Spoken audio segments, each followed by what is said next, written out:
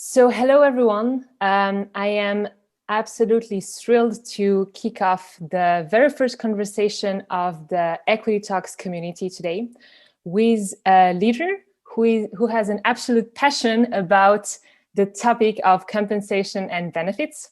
And indeed, we have today Francia Street. She has 20 years of experience in HR and is currently the first VP of People and Organization at Clark. And Clark is an Insurtech scale-up based in Germany, in Frankfurt, with currently more than 200 employees. So Francia, thank you so much again for being with us today. It's really a pleasure. Thank you. Thank you so much for having me, Yoko. It is absolutely my pleasure to be here with you. Great. And to start off, I know it's a bit of an open-ended question, but given the current times, what would you say are the biggest challenges you're currently facing in your day-to-day at Clark? I would say we're facing a number of challenges, right? Corona is a very scary time for everybody. So ensuring that there is cohesion in the community. We have many employees working from the home office. We have people who are still in the office. We have 4 locations at Clark, so we're geographically diverse. We're in Austria, in Vienna. We're in Berlin, we're in Puttlingen, and we are in Frankfurt.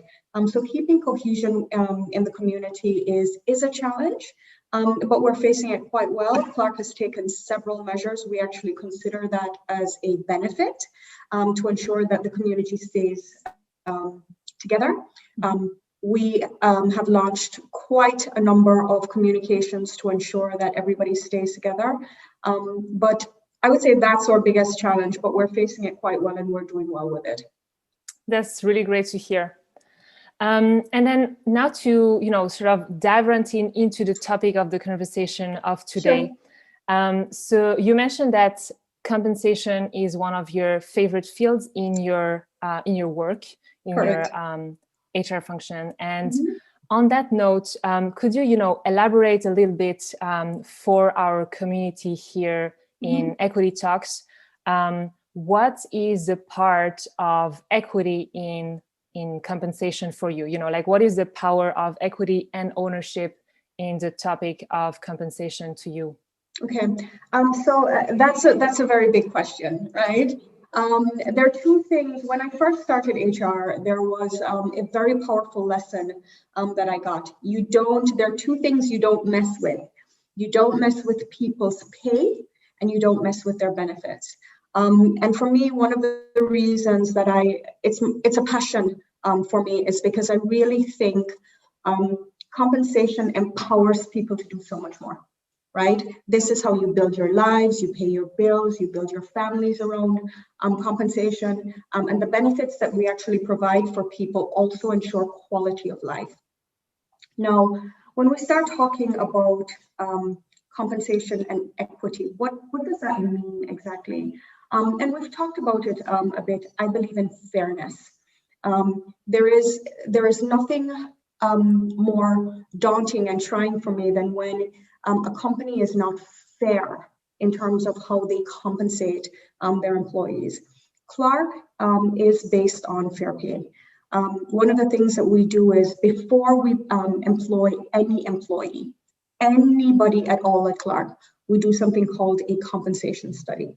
Now, what does that mean? We survey the market for every single role. Every single role at Clark is surveyed.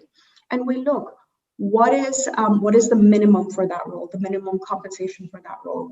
What is the maximum? What is the median? And from there, we come up with our own Clark model of what the role is worth. Now, I think that worthiness and equity are where we start talking about something that is particular to Clark and something that's passionate for me. Every role plays a significant part in building the business. And there has to be fairness in terms of compensating that person and giving them a stake in the business based on how you compensate them. So when we look at our model and when we look at what the role is worth to the business and what it's paid in the market, we come up with a formula for how we pay employees at Clark. That formula is fair That formula ensures that in the market, they know that they are valued, there is worth for them at Clark. And that also impacts the way that they can build their lives, right? They know that they're not cheated at Clark. They know that when they come to work at Clark every day, we value them based on how we pay them. Absolutely. No, and so you mentioned really fairness, and that's actually a question that a lot of our customers and a lot of startups in general ask us, is the question, well, what is the way for me to give ownership and equity to the employees of the startup in a fair way?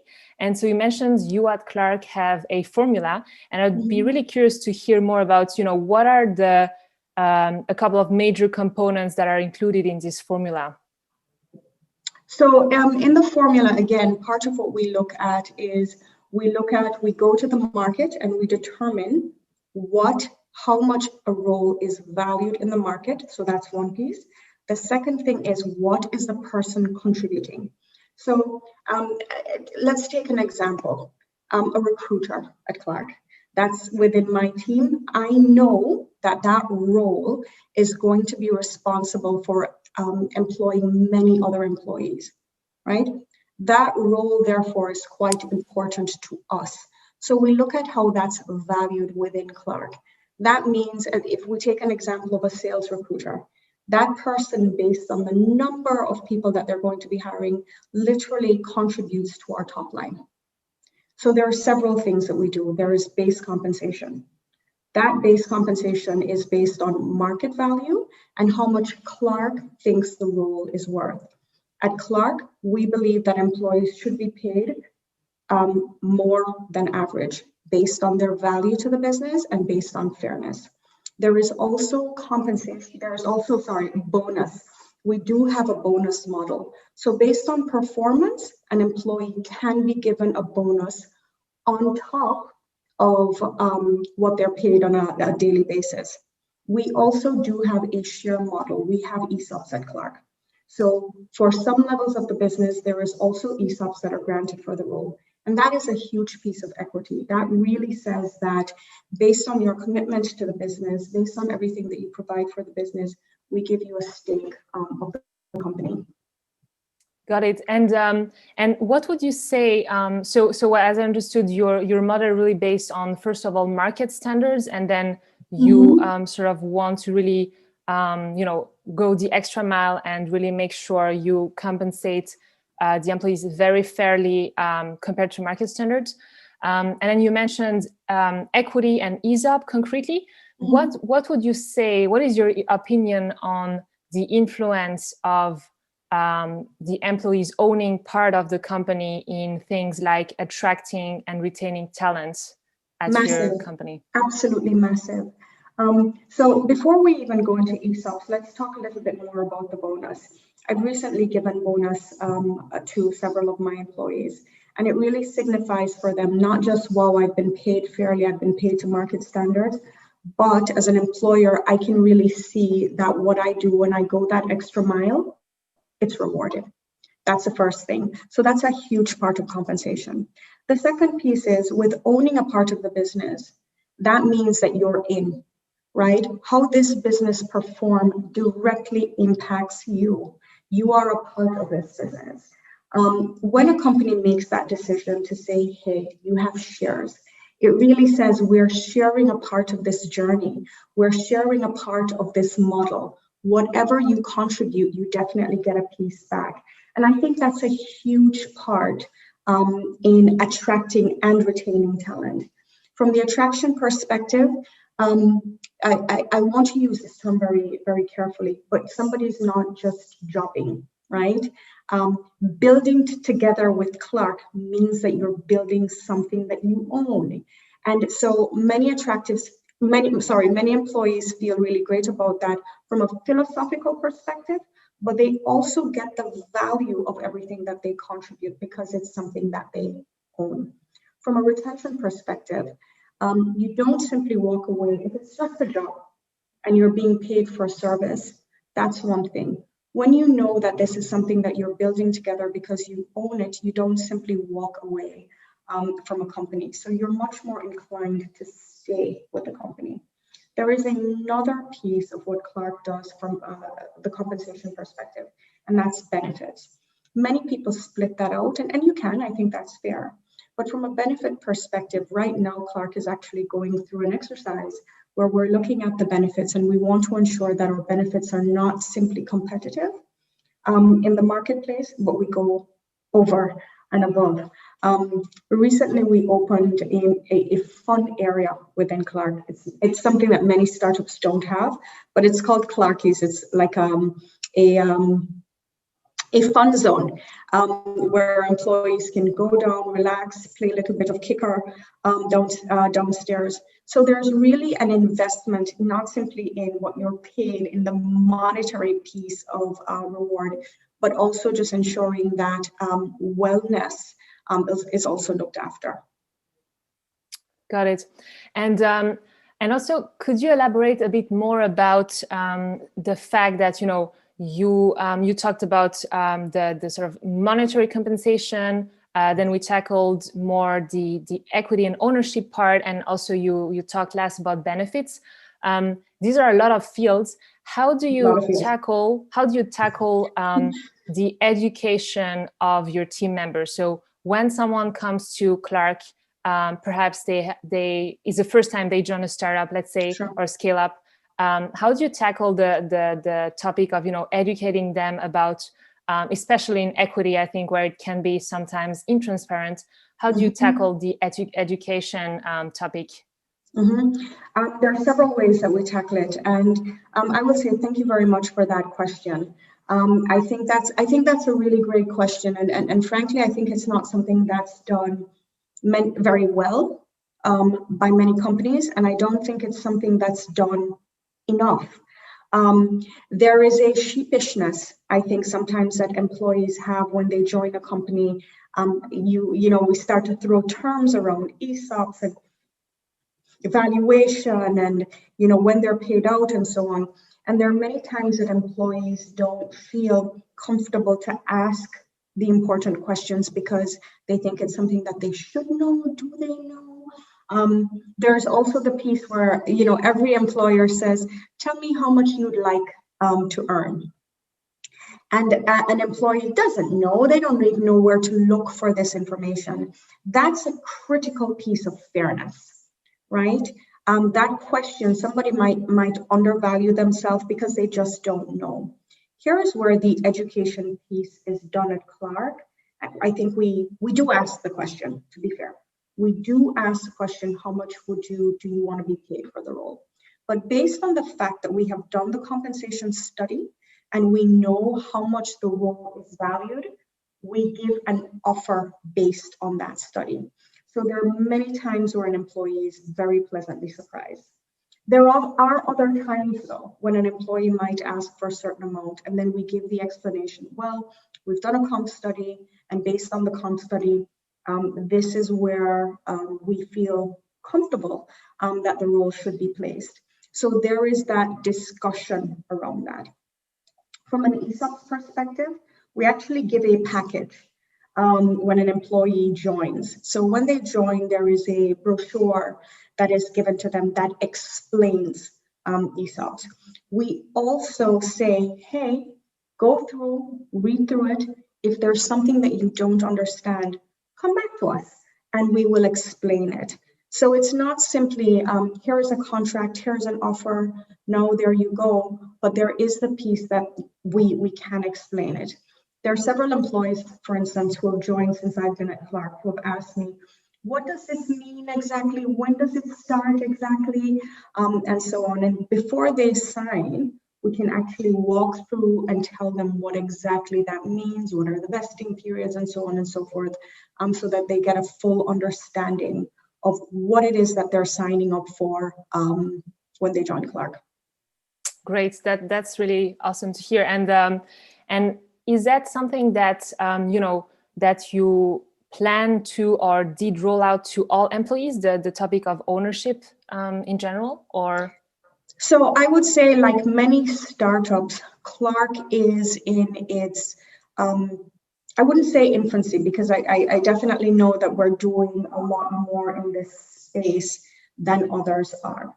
What we do say when they join is, we do a comp study, and here is where you are. We've recently introduced levels at Clark, only very recently, within the last 2 or 3 months, so that there's much more of an understanding of where an employee is based on skill set.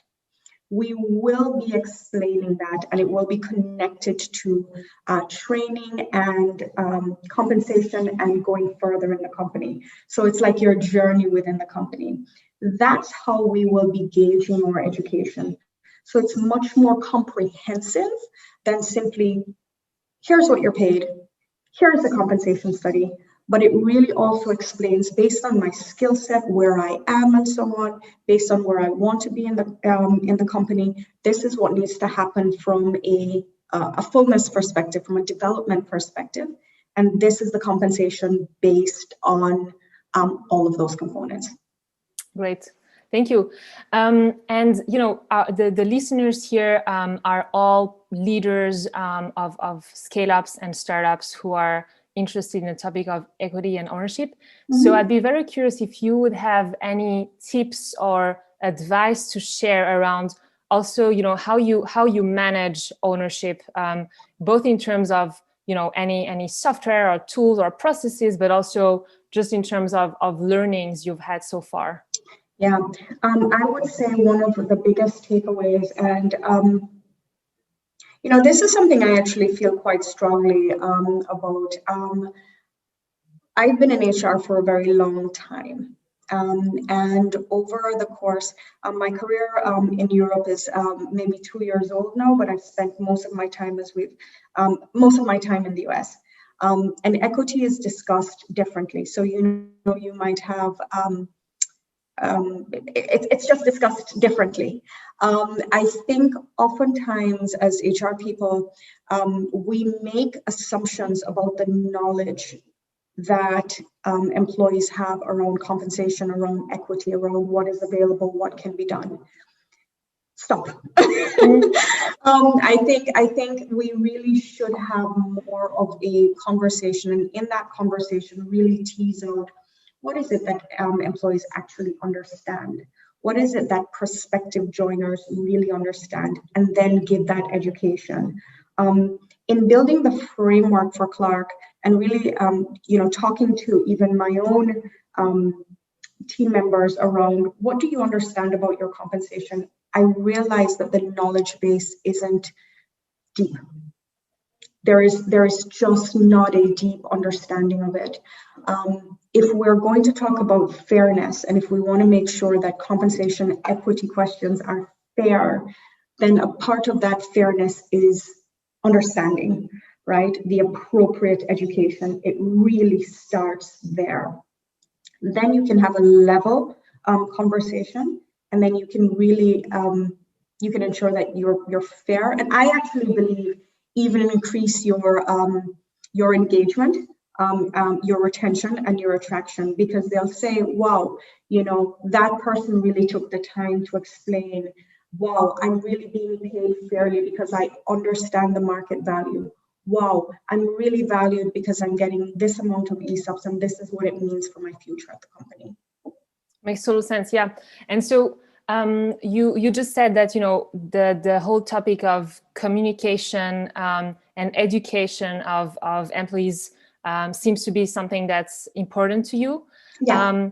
What would you say in general right now as your role as a VP of people in an organization is your top of mind challenge right now? So, you know, is it around how to better communicate and educate the employees at Clark, or what would be currently your? Yeah, again, knowledge is power, right? Knowledge really is power. And I think you're absolutely right. A huge part of my role, the HR function at Clark is new. So even introducing and building HR tools, we'll talk about that, tools and concepts, there is a lot of work I do right now around communication, constant communication. This topic of equity was one of the first topics that I tackled. I still can recall, one of my leaders in product and tech coming to me and saying, I want to give an increase. I don't know how much. I don't know why. I don't know how this individual got paid this way. I don't know why he's a senior and the other one is a junior and there is a difference. There was no awareness. And over the time, we've built tools to help engage that conversation where they can actually compare. Here is the market. Here is where you are. Here are where different team members are, so they know. Once they know and they're empowered with that, the conversations just become a lot cleaner, a lot clearer, and more satisfying to the employee. So we've spent a lot of time around that. We can do better, and we will do better.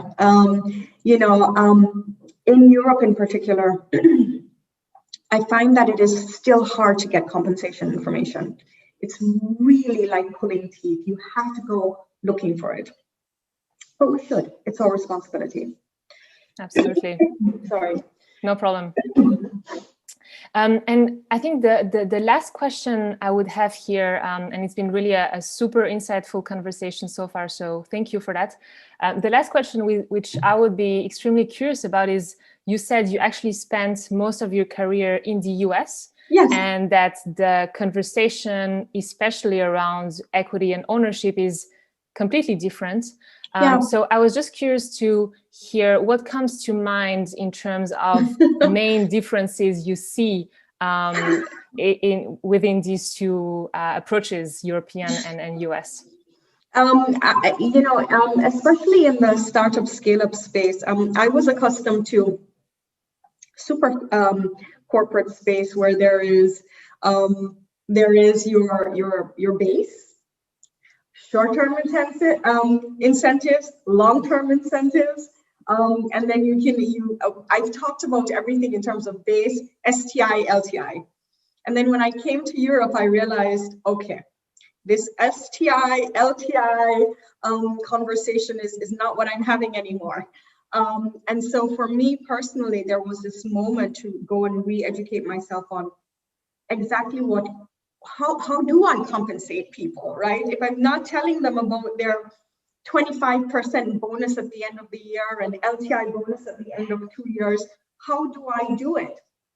So I have gone through that whole education of how do we actually compensate here? How do we actually compensate within the startup scale-up space?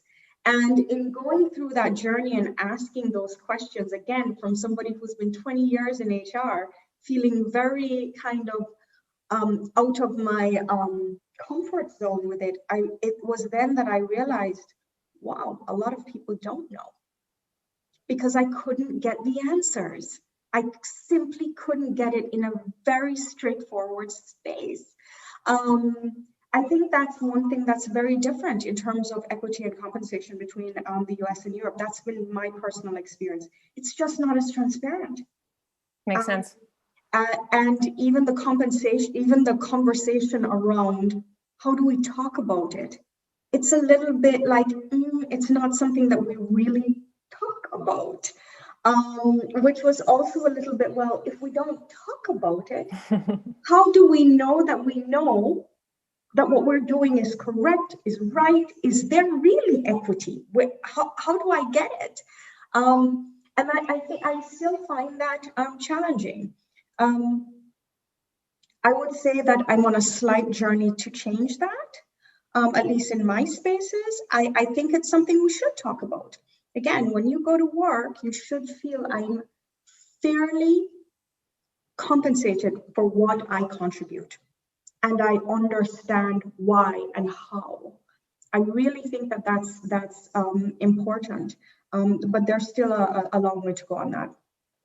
Absolutely, and I really love the last message you gave to also our listeners here, which is we should be less afraid in Europe to speak about these topics more openly. And I think, us at Ledgy creating this community with Equity Talks is exactly going into that direction as well. So really providing conversations with leaders such as you to really speak more about what are best practices, what are standards that we can set in this industry. So, so thank you so much for these messages. Is there any last words you would like to share with our community? Yeah, look, thank you, Yoko, for doing this work.